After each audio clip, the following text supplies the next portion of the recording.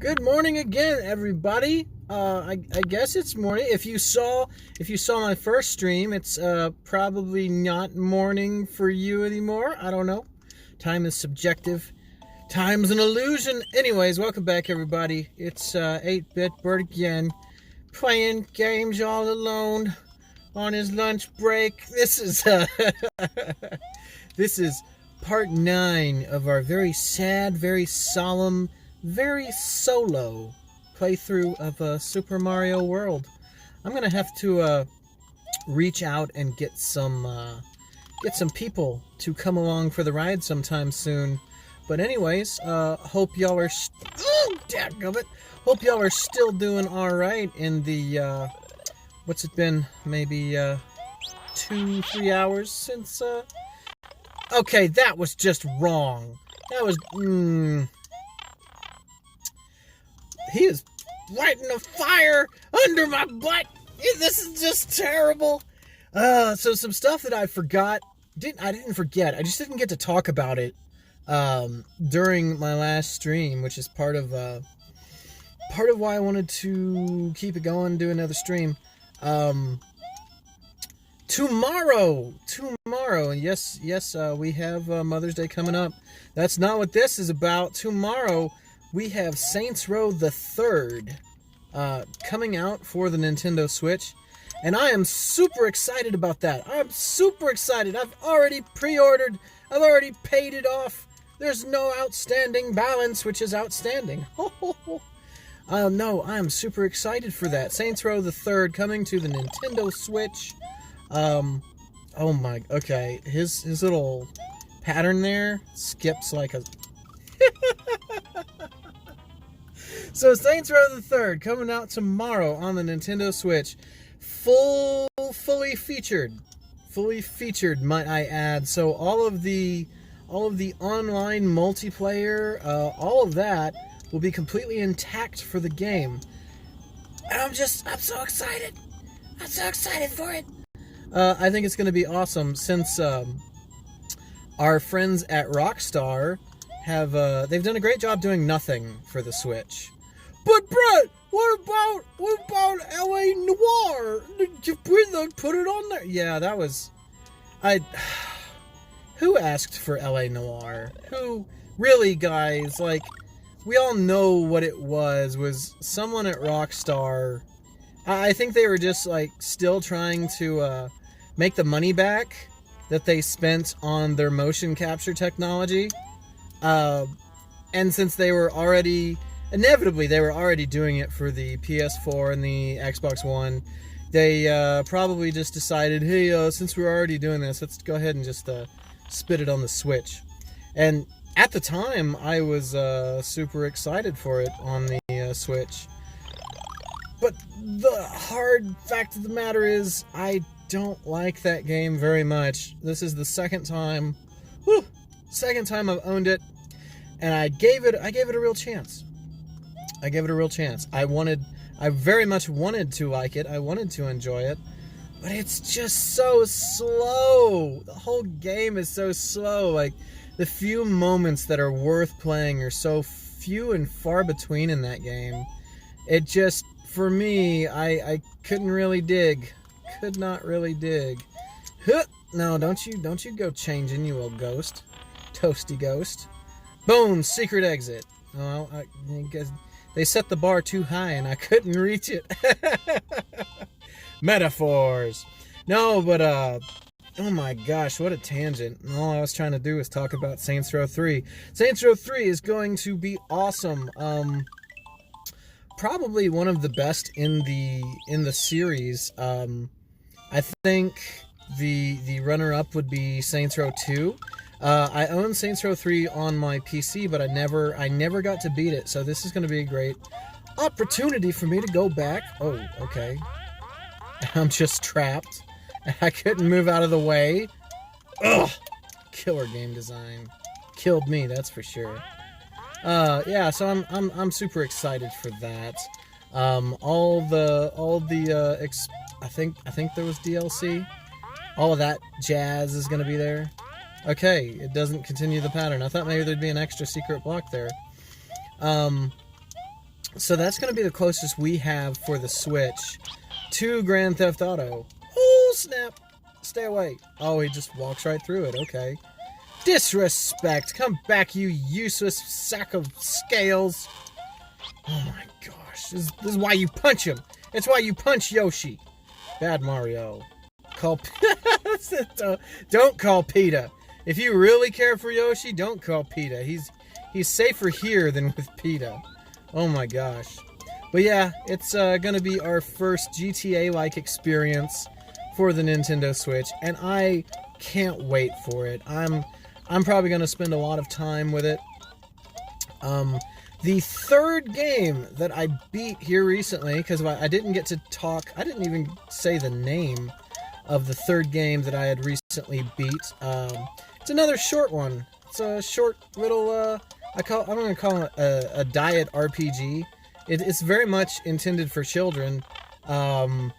Adventure Time, Pirates of the Enchiridion. So I recently played through that in its entirety. Not 100%, mind you, but I beat the whole main story. I was pleasantly surprised. It's a turn-based RPG.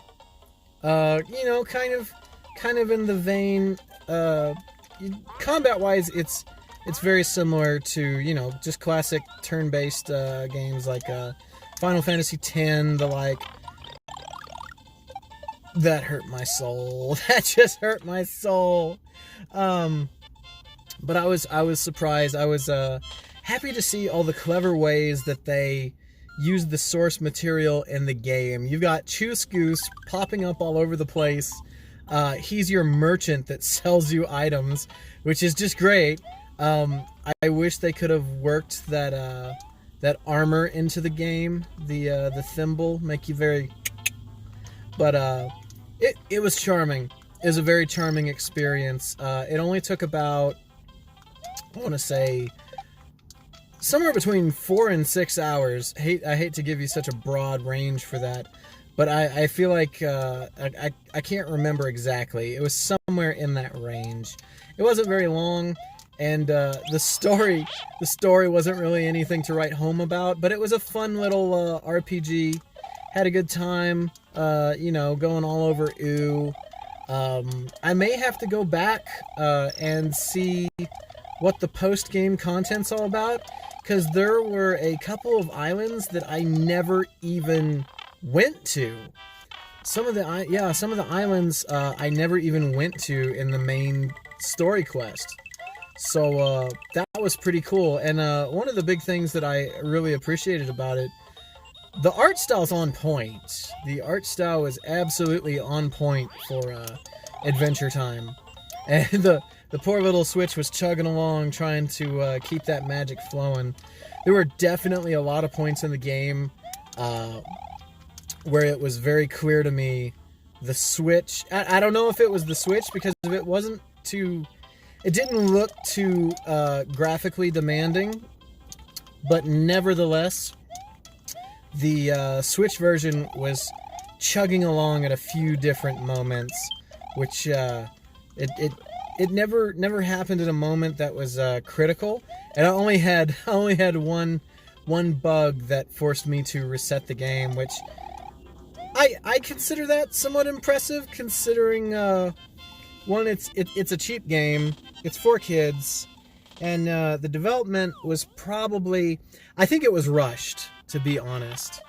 I feel like, especially after beating the game, you get this kind of terrible sense that someone forced them to end it quite abruptly. It's what it felt like, because the whole premise of the game is you're going around. I keep on wanting to say the Mushroom Kingdom for some stupid reason. You're going all over trying to find out why it's flooded. And you find out why it's flooded pretty quick. Then the story turns into, well, let's find out who done it. Who done the... Oh, snap. Goodbye. Dadgummit. You're trying to find out who done it. So then you find out... and I'm not going to spoil the whole story. All I'm going to say is you will not have any idea when the game's about to be over. You really won't have a clue because it comes out of nowhere, and it almost felt like they just ran out of money, or they had some kind of a deadline and they were just like, okay guys, it's good enough, get it out, come on, this is fine, this is good, go, we're publishing. That's kind of what it felt like, because I just couldn't believe it.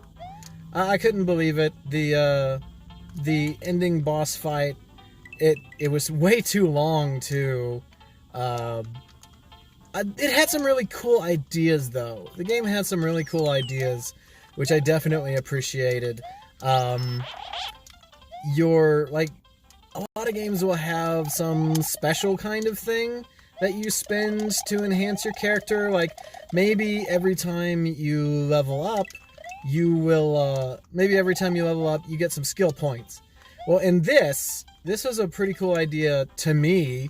All of your money can be spent on leveling up your character. Now, there is a cap to how much you can increase each skill per level. You will end up maxing that out too. Oh,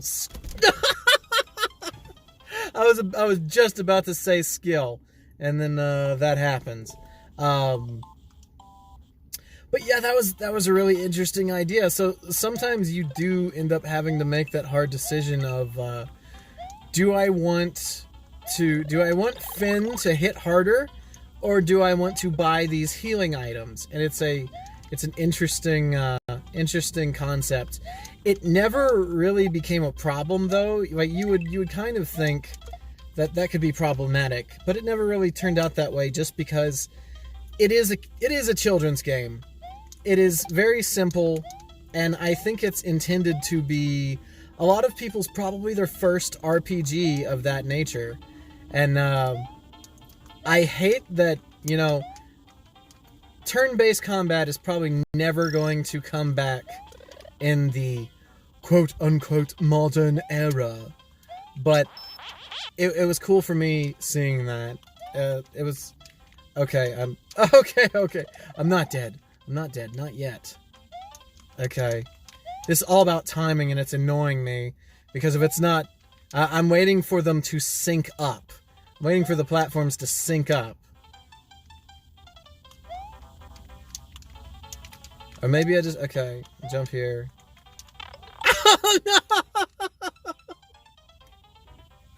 Oh, man, I'm so sorry. That was terrible. Dadgummit! Well, anyways... Adventure time. Pirates of the Enchiridion. Oh, jeez. What can I even say? It was a really fun diet turn-based RPG. Definitely don't get it for the story. If you got some fans of Adventure Time, I thought it was pretty good. I'd say it's probably between $10 and $20. It's not bad for that. Just know the whole time that it's for kids and fans of Adventure Time. You're not going to get a lot of depth and a lot of complexity, but it was pretty good. Well, shoot, that seemed a lot shorter than I thought it would be. But anyways, guys, Saints Row the Third and Adventure Time. That's really all I got. But thank you everybody for being a part of the stream. I'm assuming either no one's watching or no one's commenting, or I just can't see it. I'm not sure which. I may find out some other time. But this has been 8-Bit Bert. That was part 9 of my Super Mario World playthrough. Thank you very much for watching. If things aren't terrible and you like this least little bit, please like and subscribe and leave me a comment down below. I get a big kick out of it anytime I see anyone asking questions, posting comments, all that good stuff. Thank you, everybody, and y'all have a great